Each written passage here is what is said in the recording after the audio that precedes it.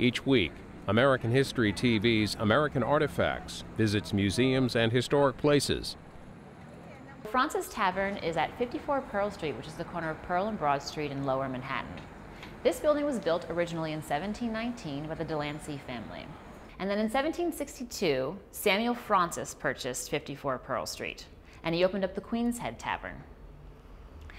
And being down here in Lower Manhattan, you were at the center of commerce.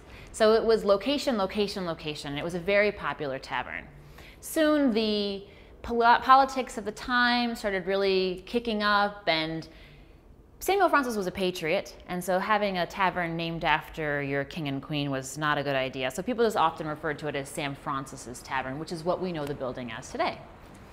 So Sam Fraunces Tavern was very popular. He had two kitchens. He had a savory kitchen and a sweet kitchen, which is very uncommon of the time.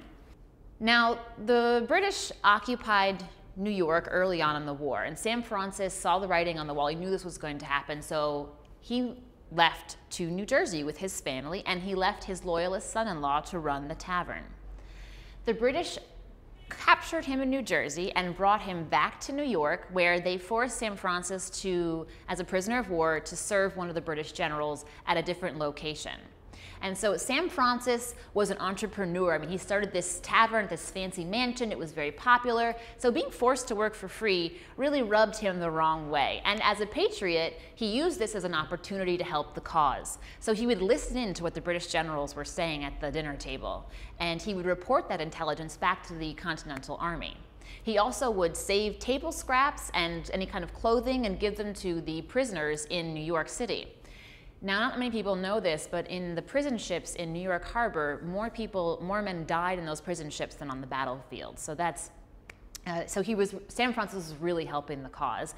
And finally, let's say cut to the end of Fraunces Tavern's history throughout the war. So New York was a sad city during the war. I mean, it was under British occupation, there was starvation, there were fires, and eventually, we all know the end of the story. The Americans won the war, and the British eventually had to evacuate the city. And just like today, when you bring your military into a new area and you set up camp, if the war is over, you don't just get up the next day and leave. You have to disassemble all of the infrastructure that you've installed. So it took a while for the British to actually complete their dismantling and get out, and that was called Evacuation Day.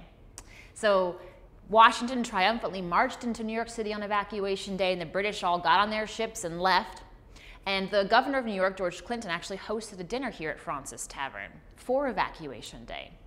And then not too many days later, George Washington actually hosted a special event here at Fraunces Tavern, and that's one of the reasons why this tavern is still here today. And it was a famous farewell. So Washington invited his officers to Fraunces Tavern to say goodbye. I mean, they were brothers in arms. This David Goliath story, and they won. They were victorious, and it was over. It was time to go home, and so he invited them here to say goodbye. And this is a stoic man. I mean, this is the leader, the father of our country, and there claims to be tears on that evening.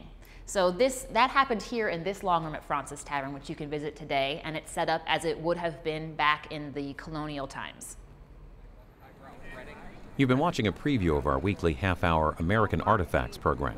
Visit cspan.org/history for schedule information and to view entire programs online.